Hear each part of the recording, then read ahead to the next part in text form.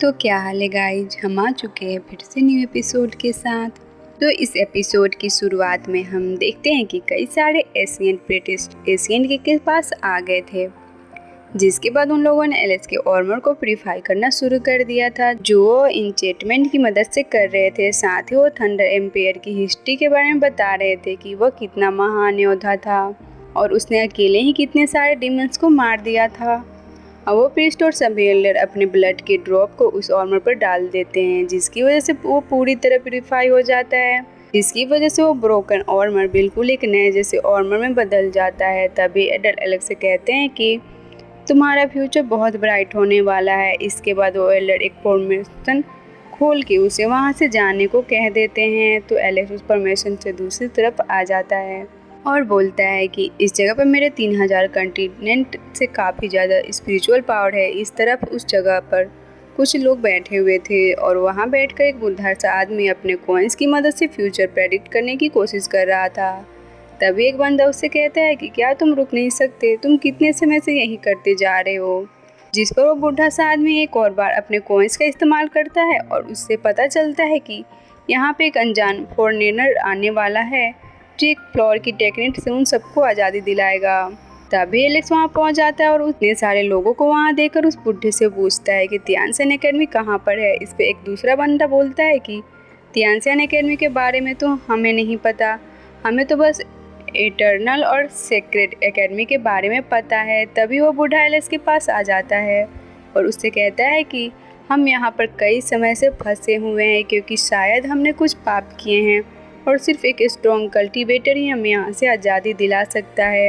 यह सुन के एलेक्स सोचता है कि एल्डर ने तो मुझे इस पोर्टल में आने को कहा था, कहीं जियादी ने पोर्टल में छेड़छाड़ करके यहाँ तो नहीं भेज दिया, क्योंकि मुझे यह जगह तो एक प्रजनन की तरह लग रही है, लेकिन मैंने गलत क्या किया है। तब एक बंदा बोलता है कि तुम सही कह रहे हो, हमने भी कुछ ज़्यादा नहीं करा था, फिर भी हमें 300 सालों से यहाँ कैद करके रखा है। यह सुन के एलेक्स कहता है कि यहाँ अपना टाइम वेस्ट नहीं कर सकता। इसके बाद वो उस बूढ़े आदमी से कहता है कि तुम यहाँ से आज़ाद होने का क्या रास्ता बता रहे थे।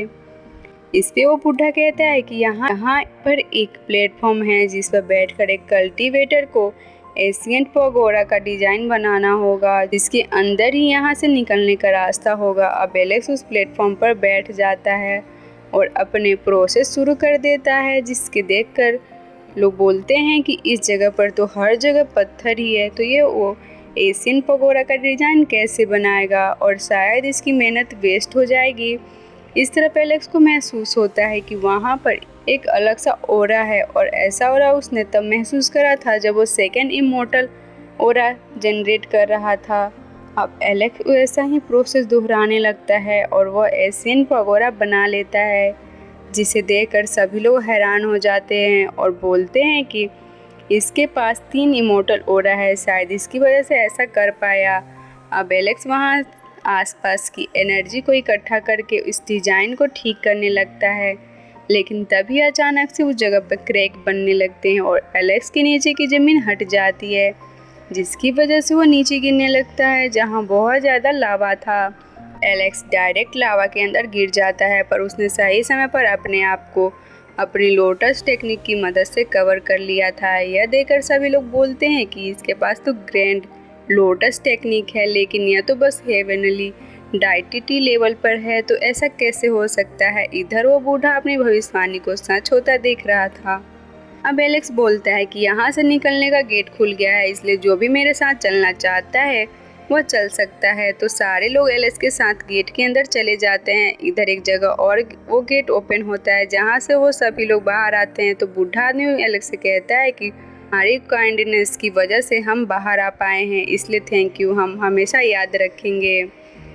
तभी 2 बंदे बोलते हैं कि आपको कभी भी ज़रूरत पड़े तो चैन फैमिली और रेड ड्रैगन क्लैन आपका साथ ज़रूर देगा। इसके बाद वो एलेक्स का नाम पूछते हैं, तो एलेक्स उनसे कहता है कि मेरा नाम हुआंग है। तभी यह नाम सुनते ही वहाँ पास में लेटा हुआ एक बंदा नींद से जग जाता है और डर मारता है, जिसकी बदबू से सभी अपनी नाक बंद कर लेते हैं। अब वो बंदा एलेक्स से पूछता है कि क्या तुम 3000 नेशनल के हुआंग हो। इस पे एलेक्स कहता है कि तुम कौन हो। तो वो बंदा बोलता है कि मेरा नाम युवान किंग है और मैं यहाँ का गार्ड हूँ, और क्योंकि एकेडमी में एडमिशन लेने का टाइम ख़त्म हो चुका है, लेकिन फिर भी तुम इस फॉर्मेशन का इस्तेमाल करके यहाँ आ गए हो, इसलिए तुमने गलती कर दी। अब यह बोल के वो अपनी वाइन की मदद से कई सारे नुकीले क्रिस्टल उनकी तरफ ले जाता है। इधर वहाँ खड़े लोग इवान किंग को देखकर कहते हैं कि यह तो वही इवान किंग है जो सेल्फ रिलीज लेवल से बस एक स्टेज पीछे है। तभी एक बंदा कहता है कि इसकी स्ट्रेंथ कई सारे सेक्ट के लीडर के जितनी है और सब इसको हॉप सुप्रीम विंग के नाम से जानते हैं। इधर यह सब एलएसपी सुन रहा था, तो ये सुन के वो अपने मन में बोलता है कि इसे यहाँ जरूर जियादी ने भेजा होगा। लगता है कोई नहीं चाहता कि मैं एकेडमी के अंदर शामिल हूँ। वो इवान किंग से बोलता है कि अब हमें क्या करना चाहिए। इस पर इवान किंग कहता है कि हर बार जब फॉर्मेशन ओपन होती है तो कई सारे रेयर मटेरियल्स वेस्ट हो जाते हैं, इसलिए मुझे कुछ खास ग्रिट स्टोन्स दे दो तो शायद मैं तुम्हें यहाँ से जाने दूँ। इधर ये सब सुन के वो बूढ़ा आदमी और एक और बंदा आगे आते हैं और इवान किंग से कहते हैं कि ने तो कुछ भी नहीं करा है, ऊपर से प्रजनन में भेजने से पहले हमें ऐसा कुछ बताया भी नहीं गया था। यह सुन के इवान किंग बोलता है कि शोर करना बंद करो, मैं तुम्हें कोई भी एक्सप्लेनेशन नहीं देने वाला हूँ और जिसने भी मांगने की कोशिश करी उसे मैं मार दूंगा। यह सुन के एलेक्स सोचता है कि मैं इस सिचुएशन का इस्तेमाल करके उन लोगों को शायद बाहर निकाल सकता हूँ जो छुपकर मेरे खिलाफ यह प्लान कर रहे हैं। अब एलेक्स उससे कहता है कि मैं तुम्हारी बात मानने के लिए तैयार हूँ। तो इवान किंग कहता है कि यह तो बहुत अच्छी बात है, मैं एक जगह जानता हूँ जहाँ तुम लोग जा सकते हो। और आगे हम उस बूढ़े और बाकी लोगों को देखते हैं जिन लोगों को इवान किंग ने आज़ाद कर दिया था। इसलिए वो लोग वहाँ जाते हुए बोल रहे थे कि इवान किंग ने हमारी एक एनर्जी सोर्स को कम कर दिया है और एलेक्स को कई सारे गुलामों के साथ प्रोमोडियल एसेंट माइंड में भेज दिया है। हमें जल्द से जल्द उसके लिए कुछ करना होगा क्योंकि प्रोमोडियल एसेंट माइंड एक फॉरबिडन प्लेस है जहाँ पर कई सारे एंसेस्टर ने अपनी जान गंवाई है। यहाँ तक कि कई सारे सेक्ट मास्टर भी वहाँ नहीं बच पाए और हुमांग तो बस हेवनली राइडर लेवल पर है। अब हम थियानसन एकेडमी के गेट को देखते हैं जहाँ कल्टीवेटर आए थे और एलेक्स के दोस्त उसका वहाँ इंतजार कर रहे थे, लेकिन उन्हें समझ नहीं आता कि वहाँ क्यों नहीं आया, इसलिए वो निराश होकर अंदर चले जाते हैं। इधर हम प्रीमोडियल एसेंट माइंड को देखते हैं जहाँ पर एलेक्स गुलामों के साथ चल रहा था। तभी एलेक्स बोलता है कि मेरी ताकत को सील कर दिया गया है, इसलिए फ़िलहाल के लिए मेरे पास एकेडमी जाने का कोई रास्ता नहीं है, मुझे कोई और रास्ता ढूंढना होगा। तभी वहाँ वन नियांग नाम का बंदा आ जाता है जो उस माइन का सुपरवाइज़र था और वह उन लोगों से कहता है कि अब यह माइन फिर से खुल चुकी है, इसके अंदर कई सारी अपॉर्चुनिटी है और मुझे यह बताते हुए अच्छा लग रहा है कि मैं तुम सबको एक चांस दूंगा। जो कोई भी माइन की गहराई में जाकर लाइफ स्टोन ले आएगा उसे न केवल आज़ाद कर दिया जाएगा बल्कि उसे मेरे क्लैन का स्पेशल गेस्ट भी माना जाएगा। यह सुन के कई सारे गुलाम घबराने लगते हैं और बोलते हैं कि गहराई में तो कई सारे सेट मास्टर मर चुके हैं, तो हम वहाँ कैसे जाएंगे, यह पक्का हमें मारना चाहते हैं। तभी यह सब देखकर वो सुपरवाइज़र हंसते हुए कहता है कि लगता है किसी में दम नहीं है यह काम करने का। इस पर एलेक्स आगे आते हुए बोलता है कि मैं यह काम करूँगा। तो ये देखकर वो सुपरवाइज़र एलेक्स की तरफ एक स्पिरिट टेक्निक स्टोन फेंकता है और हंसते हुए कहता है कि तुम सच में इसके काबिल हो। अब वो एलेक्स को उस माइन के अंदर भेज देता है जहाँ जाने से पहले वो उससे कहता है कि मेरे क्लैन के मिस थियानसन एकेडमी की कोर स्टूडेंट है जिसे मदद की ज़रूरत है और लाइफस्टोन उसकी मदद कर सकता है और तुम उसके लिए बेस्ट कैंडिडेट हो क्योंकि तुम्हारे पास 3 इमोर्टल ओरा है। अचानक से एलेक्स उस माइन में नीचे गिरने लगता है और फिर सरफेस में पहुंच के बोलता है कि मैं अब एक खतरनाक जगह पर हूँ, इसलिए मुझे संभल कर रहना होगा। वहाँ पर वो एक डेड बॉडी को देखता है जो एलेक्स पर हमला करती है, लेकिन एलेक्स उससे बच के आगे बढ़ जाता है।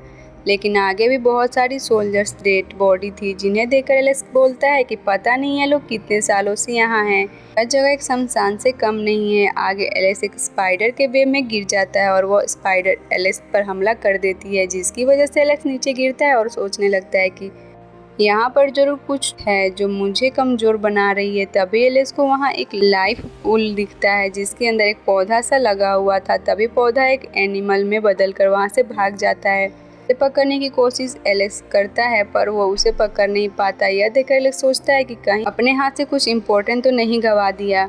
अब वो उस पूल के अंदर हाथ देता है जिसकी वजह से उसकी चोट ठीक हो जाती है। अब एलेक्स उस पूल के बीचों बीच बैठकर उसकी सारी एनर्जी खींचने लगता है और खुद को ठीक करने लगता है। इधर हम थियानसन एकेडमी को देखते हैं जहाँ लोग बस बात कर रहे थे कि 2 महीने से ज़्यादा हो गए हैं हुआंग प्रिमोरियल एशियन माइन में गिरा था, अब तक तो वो मर चुका होगा। इस पे एक लड़की कहती है कि थर्ड लेडर ने हुआंग को ढूंढने की कोशिश करी थी पर वो उन्हें नहीं मिल पाया। इधर एक बंदा आकर युवान किंग को आकर थैंक्स बोलता है क्योंकि उसने एलिस को अंदर नहीं आने दिया था। तो युवान किंग कहता है कि तुम्हें थैंक्स बोलने की ज़रूरत नहीं है, एक खून वाले बंदे को मैं अंदर कैसे जाने दे सकता हूँ। इधर जेसिका एक पूल में बैठी हुई थी जहाँ वो सोच रही थी कि हुआंग मुझसे दूर हो गया पर फिर भी पता नहीं मुझे अच्छा क्यों नहीं लग रहा। तभी सेकेंड बॉडी उसके पास आती है और उससे कहती है कि मैं तुमसे मर्ज होने के लिए तैयार हूँ, लेकिन तुम मुझसे वादा करो कि तुम मर्ज होने के बाद एलेक्स से बदला लेने के लिए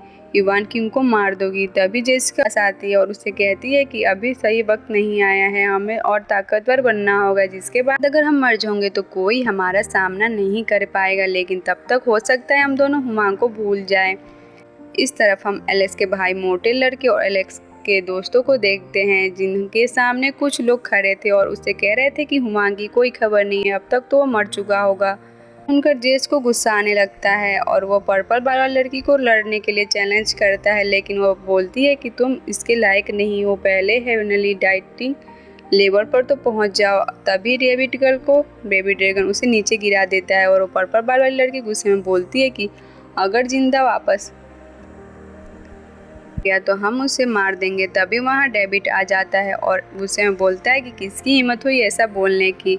उसी वक्त वहाँ पर एक दयानसन एकेडमी का कोर स्टूडेंट भी आ जाता है और डेविड से कहता है कि तुम अपना दिल शांत रखो, कल्टीवेशन का सबसे बड़ा रूल यही होता है, अगर हुआंग का वापस लौटना लिखा होगा तो वो आएगा, लेकिन जरूरी नहीं कि उसकी किस्मत अच्छी हुई है। सुनकर डेविड गुस्से में एलिस पर हमला कर देता है, लेकिन तभी वहाँ थर्ड एल्डर आ जाते हैं और बोलते हैं कि आज से सभी लोग प्रीमोर्डियल एशिएंट माइन में ट्रेनिंग के लिए जा सकते हैं। यह सुन के पर्पल वाली लड़की कहती है कि यह तो गोल्डन अपॉर्चुनिटी है क्योंकि एकेडमी के सीक्रेट ट्रेजर भी वहाँ छुपे हैं जो हमें मिल सकते हैं। तभी वो बेबी ड्रैगन फिर से नीचे गिर जाता है। उसी वक्त वो मोटा लड़का कहता है कि ऐसे एलेक्स तुम्हें सही सलामत वापस आना ही होगा। अब इसी के साथ एपिसोड यहीं पे खत्म हो जाता है। मिलते हैं हमारे नेक्स्ट एपिसोड में, तब तक के लिए बाय बाय। वीडियो अच्छी लगी तो वीडियो को लाइक और चैनल को सब्सक्राइब जरूर करना।